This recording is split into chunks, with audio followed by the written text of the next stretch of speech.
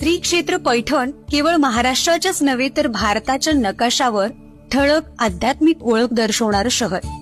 एकेकाळी 7 वाहनांची राजधानी म्हणून प्रसिद्ध असलेल्या ऐतिहासिक पैठण शहराला संत एकनाथ आणि संत ज्ञानेश्वर महाराज यांच्या वास्तव्यामुळे धार्मिक व आध्यात्मिक ओळख मिळाली.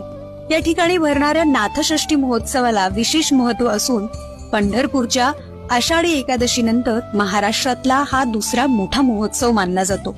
या महोत्सवाला केवळ राज्याच्याच नव्हे तर देशाच्या कानाकोपऱ्यातून वारकरी भाविक आणि दिंड्या दाखल होत असतात. शांतीब्रह्म संत एकनाथ महाराजांनी फाल्गुन वद्य षष्टीला जलसमाधी घेतल्याने तेव्हापासून या तिथीला नाथषष्ठी म्हणून महत्व प्राप्त झालं. नाथांच्या हयातीत देखील जनार्दन स्वामींची जन्मतिथी म्हणून षष्टीला नाथ महाराज महत्व देत असत. जनार्दन स्वामींची जन्मतिथी नाथांची जन्म